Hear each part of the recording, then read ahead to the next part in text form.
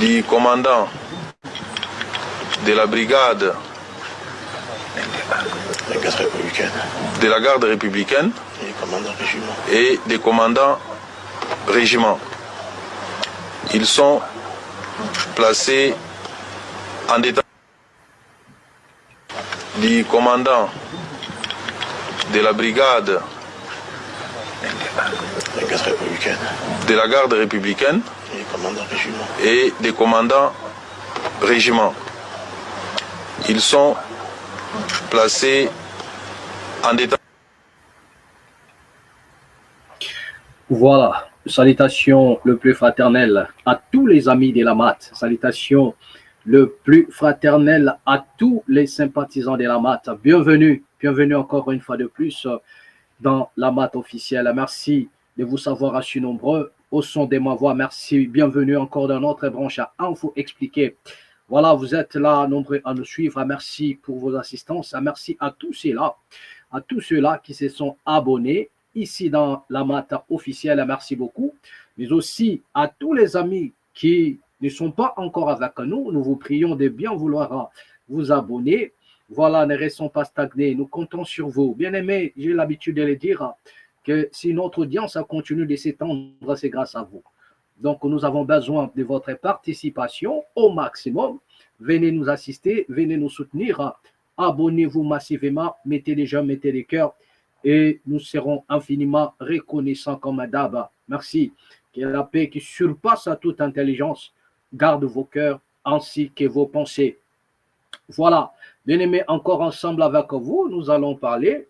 Vous venez de suivre. Voilà. Donc, au modèle en cannabiso. Comme on a l'habitude de le dire, voilà, ça c'est la maladie des hommes politiques congolais, et c'est que vous venez de suivre. Voilà, donc avant d'aller même plus loin, revenons si vous voulez sur cette vidéo. Souvent, quand je regarde ça, ça me fait la honte.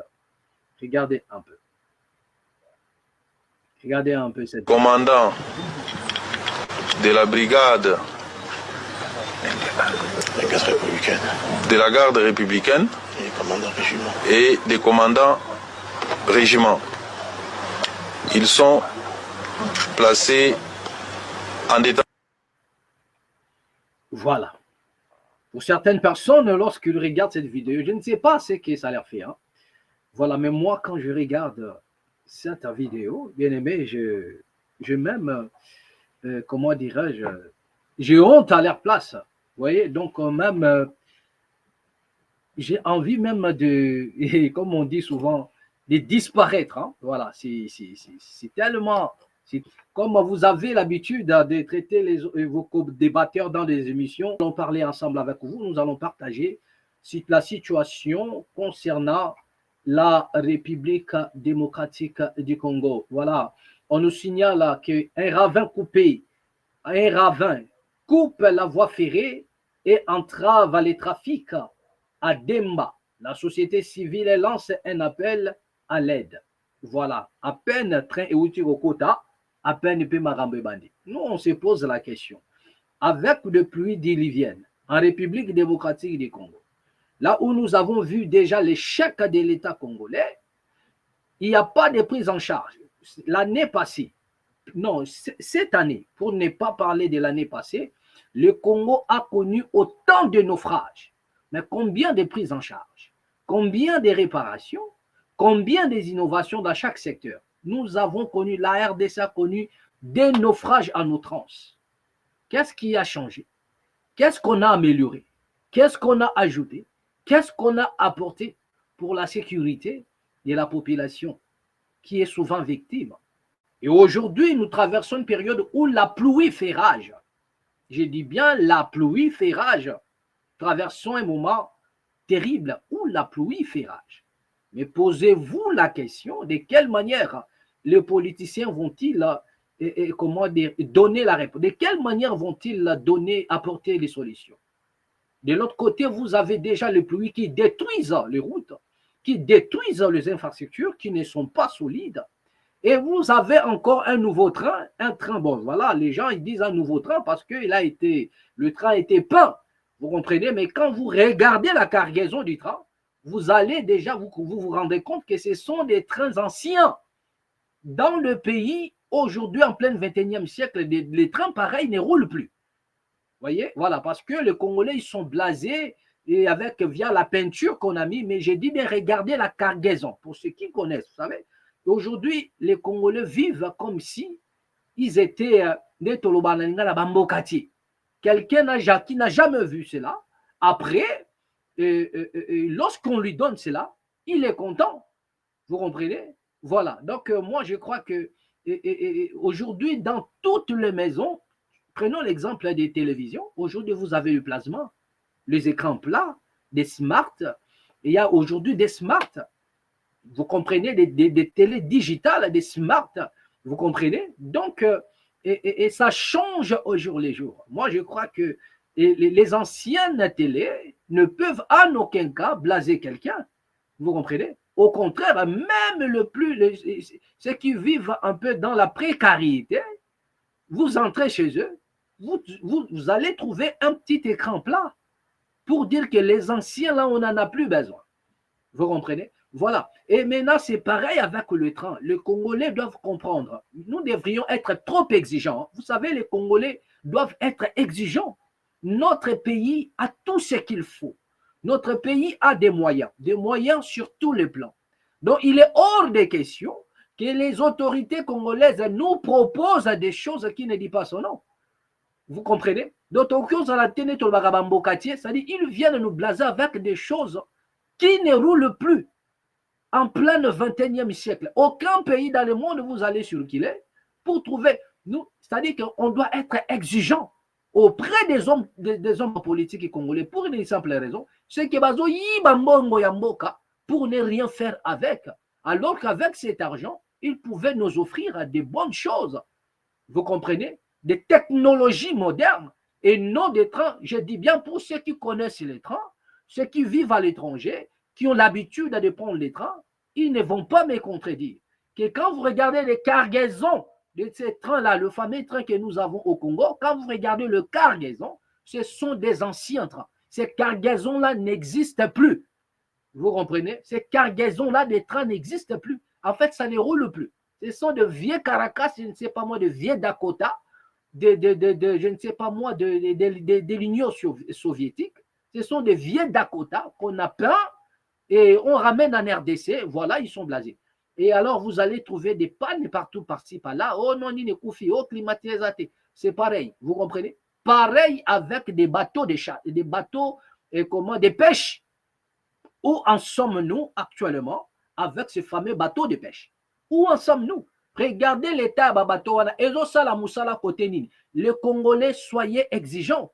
Demandez aux autorités. Vous avez chanté ici, non, le bateau de pêche. Mais ces bateaux-là,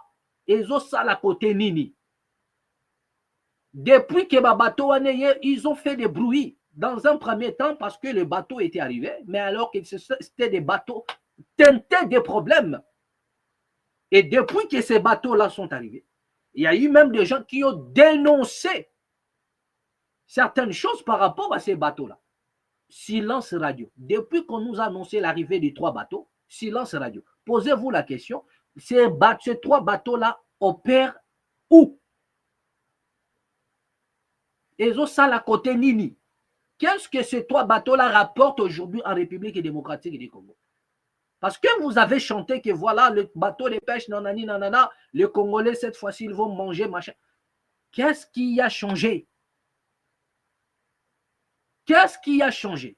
Parlons de la pêche et donnez-nous la réponse. Voilà comment les Congolais doivent être exigeants, parce que ce sont des gens, des mauvais cœurs, des voleurs à outrance. C'est-à-dire qu'il faut tous être exigeants avec le bango. Exigeants parce qu'ils sont en train de dilapider l'argent du contribuable. Donc, on doit être exigeant. Voilà. D'accord. Donc, j'étais en train de dire, avec des pluies diluviennes, actuellement en République démocratique du Congo, et via l'état de route, tout ce que vous connaissez là, je crains fort qu'il y ait des dérapages avec ce train. Nous craignons fort qu'il y ait des dérapages. Donc, ici, j'en appelle même à la conscience du peuple congolais. Ne soyez pas comme des moutons qu'on amène à la boucherie. Soyez au moins prudents, observez les temps, remarquez que pendant ces temps, il y a des pluies diluviennes dans la République démocratique du Congo, des pluies qui détruisent. Vraiment, vous comprenez? Ça détruit des routes, ça détruit plusieurs des choses. Alors, soyez prudents. Voilà. Si vous avez pris le goût de prendre soit les trains, de prendre certaines voies, vous comprenez, maritimes ou ferroviaires, tout ça là, sur tout ça, faites attention. Soyez prudents. Voilà. Parce qu'il y en a déjà beaucoup, nous avons des images qui nous parviennent, comment est-ce que l'état des routes, surtout dans les voies ferroviaires, qui sont vraiment dans un état, vous n'avez pas l'idée. Vous comprenez? Donc ici, j'en appelle juste. Je ne vais pas ici faire le campagne de la déstabilisation, vous comprenez? Mais j'en appelle à la bonne conscience, à l'intelligence de la population congolaise d'être prudent pour éviter les pires. Vous comprenez? Voilà, si vous évitez les pires aussi vous éviterez. Moi, je crois que c'est la moindre des choses. Voilà. D'accord. On nous signale aussi pour le foot, voilà une fois. Barrage à Coupe du Monde à 2026, les Cameroun et la RDC s'affrontent ce jeudi à Rabat. Donc aujourd'hui, pendant que nous sommes en train de parler, le match va se jouer du côté du Maroc, précisément à Rabat. RDC, Cameroun. Voilà, bon vent, plein succès au Léopard. Nous allons voir ce qui va se passer. À la suite du temps, nous allons vous revenir aussi pour vous annoncer. Et si vous voulez faire des commentaires autour du match RDC-Maroc. Voilà. Encore, on nous signale en séjour à Kinshasa, le gouverneur Bilolo ne répond pas à l'invitation des élus du Congo central. Vous savez déjà actuellement, du côté du Congo central, ezo bardé na niveau moro ya kosakanate ba député nini. Nous allons revenir tout à l'heure là pour voir un peu ce qui se passe ensemble avec vous. Nous allons essayer de décortiquer ce qui se passe en République démocratique du Congo, précisément du côté du Congo central. Là, on nous signale encore aussi 17 citoyens rwandais, dont 5 ex-combattants FDLR rapatriés par la MONUSCO. Voilà, je crois que le Rwandais Paul Kagame sera satisfait de voir ses compatriotes FDLR revenir. Voilà, mais nous allons balancer un mot là-dessus tout à l'heure. Voilà, appel au calme après le meurtre du président de la jeunesse Daru en Ouganda. Ça aussi, nous allons en parler. Voilà, Roger Lumbala qui va être jugé en France. On nous signale déjà que Roger Lumbala a cité, ou bien il a toujours cité le nom de Jean-Pierre Bemba, comme quoi Jean-Pierre Bemba aussi doit comparaître. Donc, ensemble avec vous, nous allons parler de cela. Voilà, mais revenons un peu en arrière. On nous signale 17 citoyens rwandais, dont 5 ex-combattants des FDLR rapatriés par la MONUSCO. Voilà, donc nous allons, bien aimé, entrer en profondeur de la matière pour voir là où nous en sommes par rapport à la situation sécuritaire du côté de l'Est de la République démocratique du Congo. Voilà, je disais tantôt, la section désarmement, démobilisation, réintégration et stabilisation des DRS. La MONUSCO a procédé jeudi 12 novembre au rapatriement des 17 citoyens rwandais vers leur pays d'origine. Parmi eux figurent 5 ex-combattants du mouvement rebelle FDLR, ainsi que leurs dépendants, dont 9 enfants.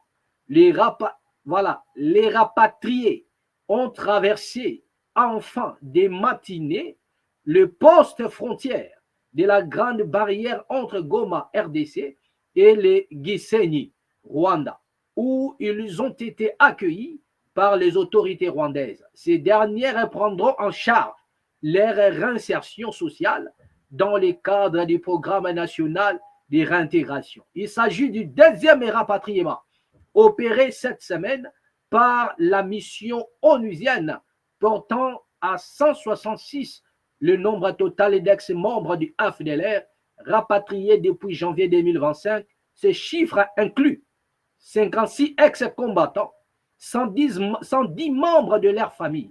Ces opérations s'inscrivent dans les efforts de la MONUSCO pour favoriser la paix et la stabilité dans l'Est de la République démocratique du Congo, en facilitant les retours des anciens rebelles dans leur pays d'origine. Voilà.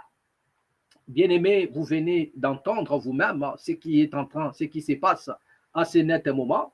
Voilà. Parmi les rapatriés, les Rwandais rapatriés soi-disant, du côté du Rwanda, au Rwanda, il y a eu 5 ex-combattants du FDLR. Bien-aimés, d'où c'est là où il y a maintenant le problème. Si vous n'êtes pas chevronné politiquement, vous n'allez pas comprendre ce qui se passe à bien. Si vous n'êtes pas chevronné politiquement, vous n'allez pas comprendre le jeu politique qui se passe à ce net moment.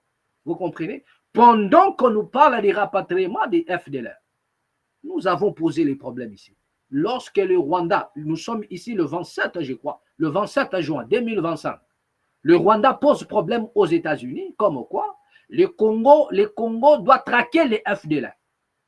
Nous sommes tous là en train de parler de ces choses. Comme quoi que le Congo est incapable de viser même un seul FDLR.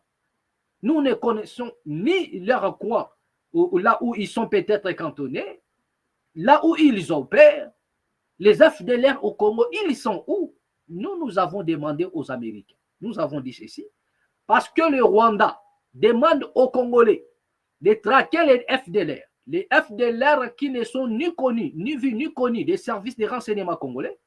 Nous avons demandé humblement aux Américains et nous avons demandé au gouvernement congolais de solliciter l'expertise des États-Unis d'Amérique. C'est-à-dire que le service de l'intelligence américaine travaille en connivence avec le service congolais pour enfin aider les Congolais à traquer des FDLR dont nous ne connaissons ni, c'est-à-dire que nous ne connaissons même pas où ils sont cantonnés. Qui est le commanditaire?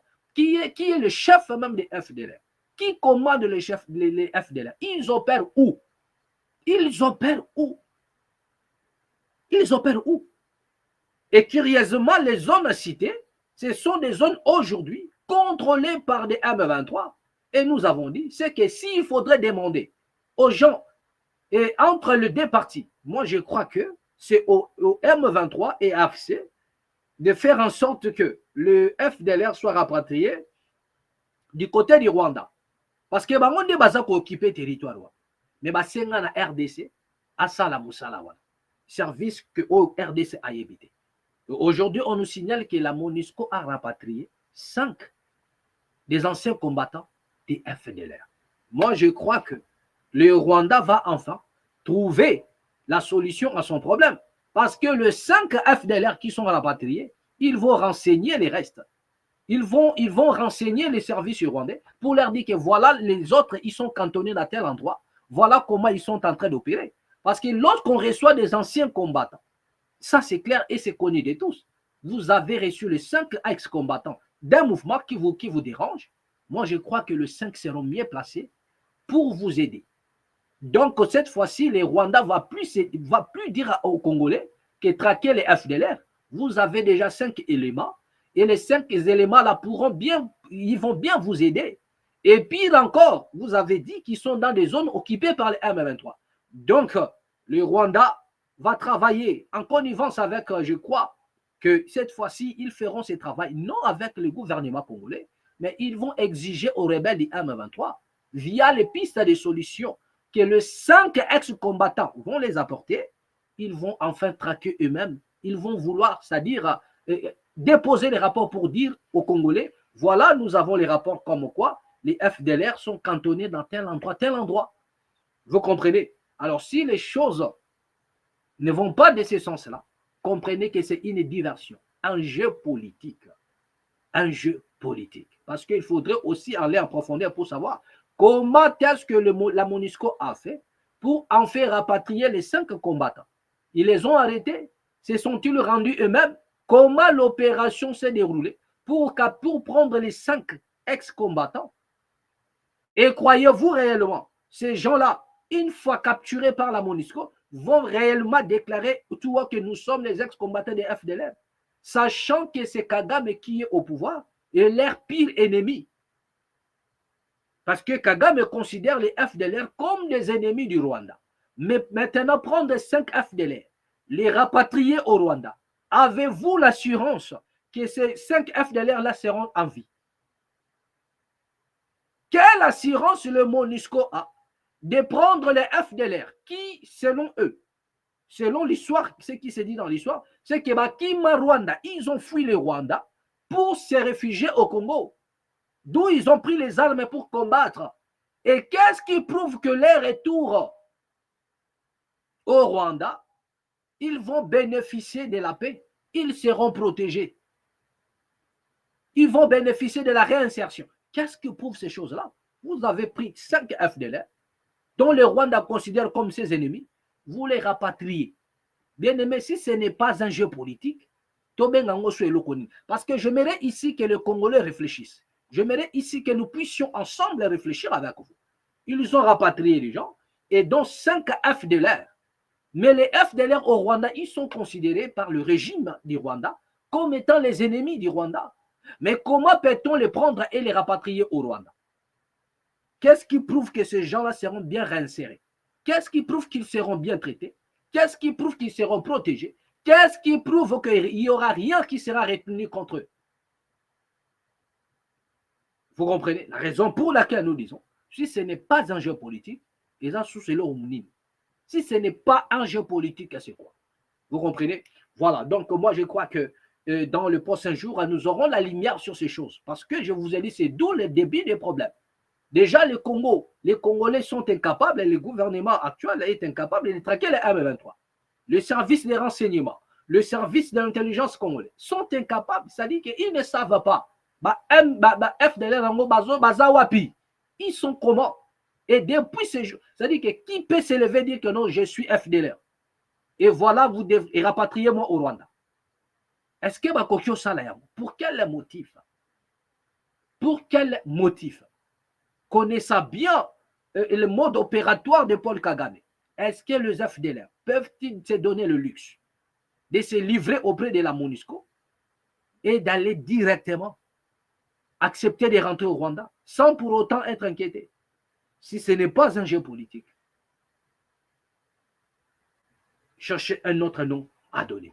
Voilà. Tout à l'heure, bien aimé, rapidement, nous allons parler de Roger Lumbala. Roger Lumbala qui devrait en principe être jugé à Paris.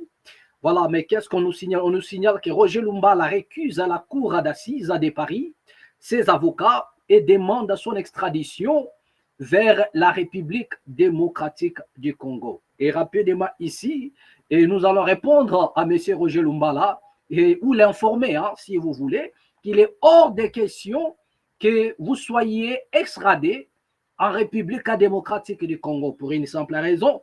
Peut-être vous ne le savez pas, le président de la République, Antoine Félix Tshisekedi, Antoine Tshilombo, l'a déclaré explicitement que la justice congolaise est malade. Vous comprenez? Donc, on ne peut pas t'extrader. Voilà, donc un criminel de ton État, on ne peut pas t'extrader en République démocratique du Congo afin d'être jugé. Déjà, la justice est malade. Nous pensions autrefois que la coqueluche du moment, là je fais allusion à Constant Moutamba, et nous pensions que ce monsieur était là pour remédier, voilà, à la chose, mais fort malheureusement, et la justice est tombée même dans les comas. Ça, ce n'est pas moi qui l'ai dit. Vous voyez? Donc, la justice est tombée même dans les comas. Donc, moi, je ne trouve pas la raison pour laquelle vous seriez extradé en République démocratique du Congo.